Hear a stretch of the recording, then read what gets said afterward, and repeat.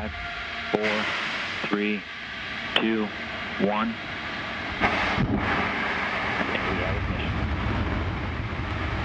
And we have liftoff of Antares, the Dwarf 3 mission, delivering Cygnus on its third CRS mission to the ISS. Got main engines at 108%. Avionics power nominal.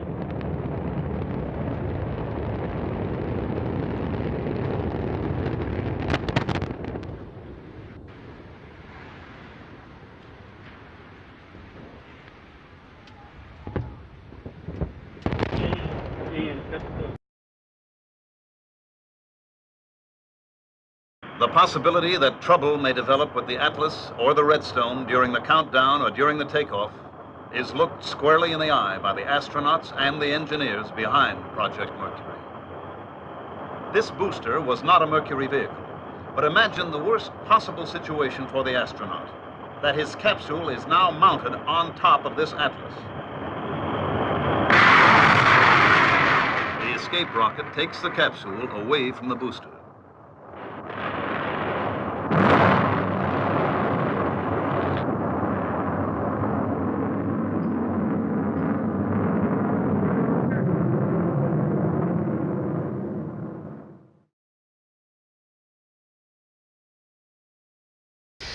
Neuf, 8, 7, 6, 5, 4, 3, 2, unité, feu. Allumage.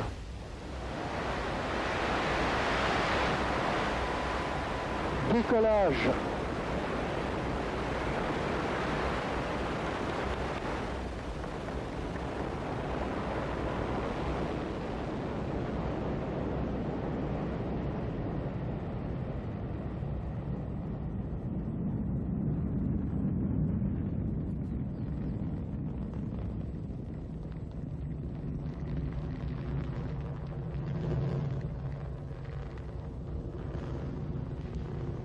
Tous les paramètres propulsifs sont normaux et la trajectoire est normale.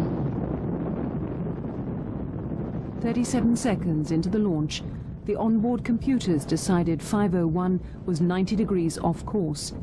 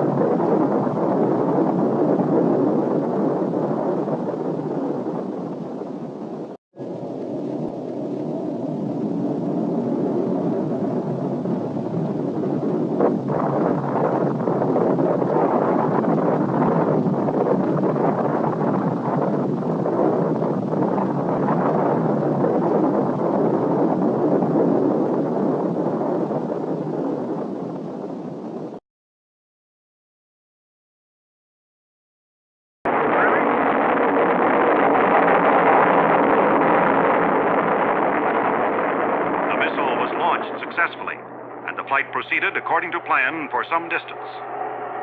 During this time, the missile was stable in pitch, yaw, and roll.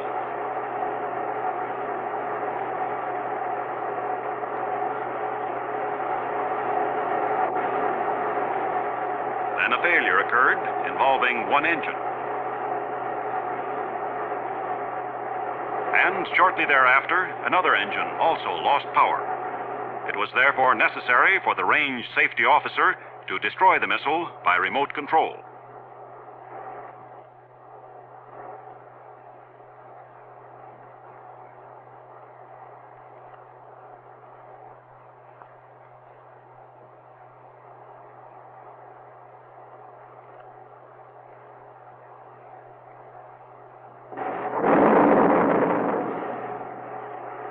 Debris from the missile fell on the test base and in the sea just offshore from the base. Nearly all critical components were recovered. These parts and data radioed to the ground during flight were studied to isolate the exact cause of the trouble.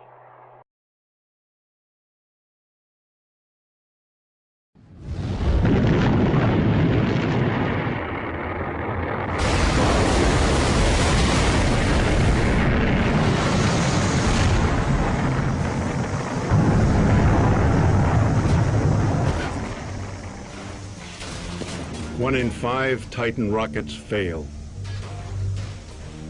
Tough odds if you're a rocket man.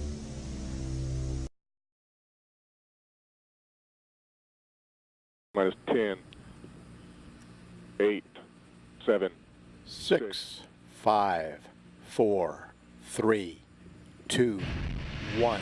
Ignition sequence start and liftoff of the SpaceX Falcon 9 rocket, adding to the International Space Station access for future American rockets. And Falcon has cleared the tower. Stage 1 propulsion is nominal.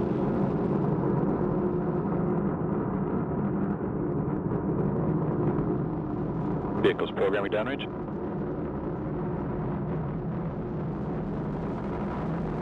Stage 1 propellant utilization is active.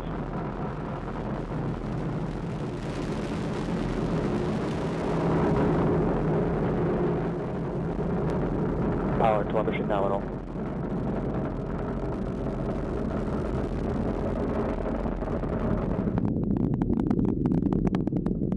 Power and telemetry remain nominal.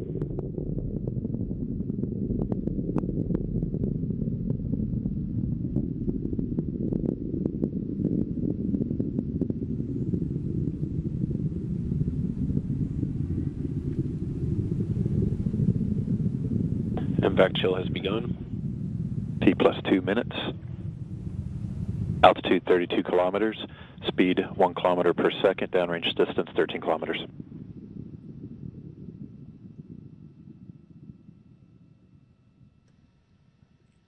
Data coming back shows vehicle on course, on track.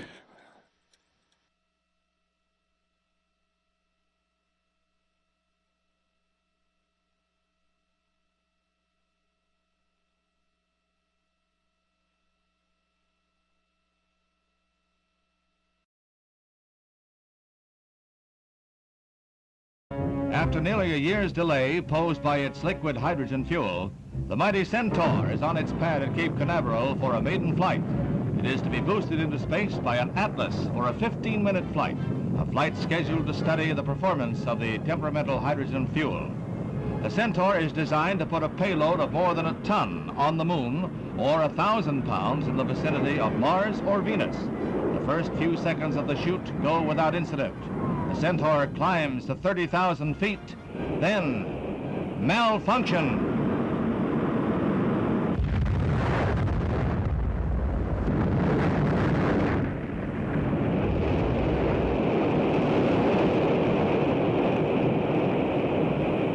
The immediate cause of the explosion is not known. But if it happened in the Atlas booster, it means a probable delay for the next U.S. orbital flight by astronaut Malcolm Carpenter. Long-lens cameras capture pieces of the wrecked missile falling into the sea, falling like a wounded bird. However, in the race for space, scientists find progress in every failure.